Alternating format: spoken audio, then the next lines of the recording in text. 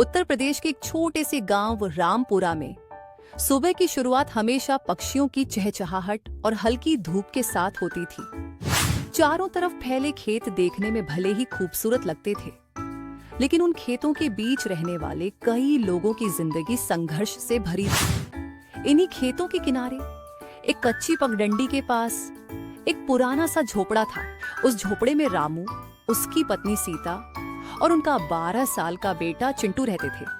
ये परिवार मेहनती था, लेकिन हालात हमेशा उनके खिलाफ ही रहे। रामू रोज सुबह जल्दी उठता और काम की तलाश में निकल जाता, कभी खेत में मजदूरी, लेकिन दिन भर की मेहनत के बाद भी उसकी कमाई बहुत कम होती थी। एक शाम जब वह घर लौटा, उसके चेहरे पर थकान साफ दिखाई दे रही थी। रामू ने थके हुए स्वर में कहा, आज भी बस 200 रुपये मिले। सीता ने उसे पानी दिया और हल्की मुस्कान के साथ बोली, कोई बात नहीं, धीरे धीरे सब ठीक हो जाएगा। लेकिन उस मुस्कान के पीछे छुपी चिंता को कोई नहीं समझ सकता था। चिंटू एक कोने में बैठा सब देख रहा था। कुछ देर चुप रहने के बाद उसने धीरे से पूछा, माँ, क्या हम हमेशा ऐसे ही रहेंगे? सीता एक पल के लिए चुप हो गई, फिर बोली, नहीं बेटा, एक दिन सब बदल जाएगा। दिन बीतते गए, लेकिन हालात वैसे ही रहे। एक दिन गांव में एक बुजुर्ग व्यक्ति आए, बाबा हरिदास।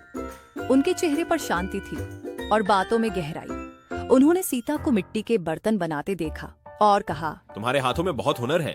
सीता ने थोड़ा हिचकिचाते हुए कहा, हुनर तो है बाबा, पर इससे घर नहीं चलता। बाबा हरिदास मुस्कुराए, घर इसलिए नहीं चल रहा क्योंकि तुम अपने काम को सही तरीके से दिखा नहीं रही हो। रामू ने उत्सुकता से पूछा, तो हमें क्या करना चाहिए? अगले दिन बाबा हरिदास ने उन्हें एक नया विचार दिया। उन्होंने समझाया कि अगर वे एक छोटी सी दुकान खोलें और वहां मिट्टी के कुल्हड़ों में चाय बेचें, तो लोग उस अनुभव के लिए जरूर आएंगे। रामू थोड़ा उलझ गया।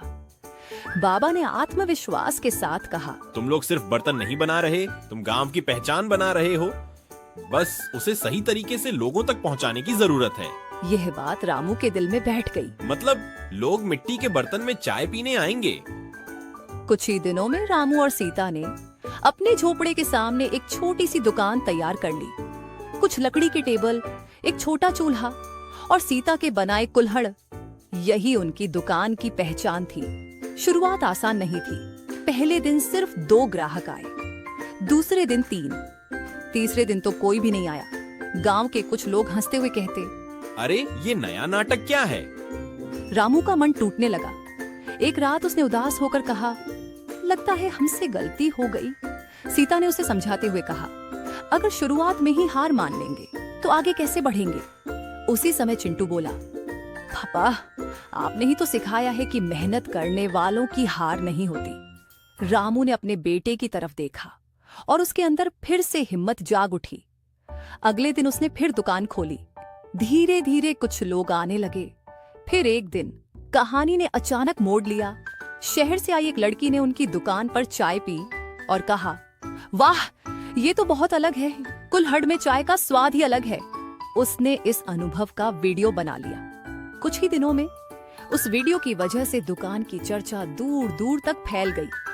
अब लोग खुद आने लगे, हमें वही मिट्टी वाली चाय पीनी है।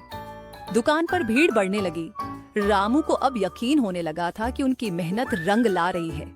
सीता के बनाए बर्तन अब तेजी से बिकने लगे। चिंटू भी स्कूल के बाद दुकान में मदद करता और बड़े उत्साह से ग्राहकों का स्वागत करता। धीरे धीरे उस छोटी सी दुकान का नाम पड़ गया।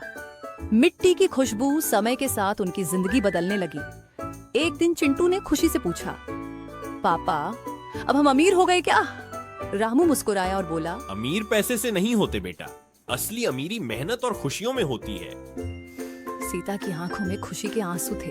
कुछ महीनों बाद वही दुकान पूरे इलाके में मशहूर हो गई। लोग वहां सिर्फ चाय पीने नहीं, बल्कि उस माहौल को महसूस करने आते थे। गांव के लोग जो पहले मजाक उड़ाते थे, अब कहते, हमें भी ऐसा ही कुछ शुरू करना है। एक दिन बाबा हरिदास फिर से वहां आए। उन्होंने दुकान की भीड़ देखी और मुस्कुराते हुए बोले, अब तुमने समझ लिया है कि मेहनत के साथ सही सोच कितनी जरूरी होती है। रामू ने झुककर कहा, ये सब आपकी वजह से है बाबा। बाबा ने सिर हिलाते हुए कहा, नहीं, ये सब तुम्हारी मेहनत का फल है। धीरे धीरे वह आगे बढ़ गए, जैसे उनका काम पूरा हो चुका हो। आज रामपुरा गांव में मिट्टी की खुशबू सिर्फ एक दुकान नहीं, बल्कि एक मिसाल बन चुकी है। ये कहानी हमें यह सिखाती है कि अगर इंसान अपने हुनर को सही दिशा में लगाए और मेहनत करना न छोड़े, तो कोई भी सपना छोटा नहीं होता।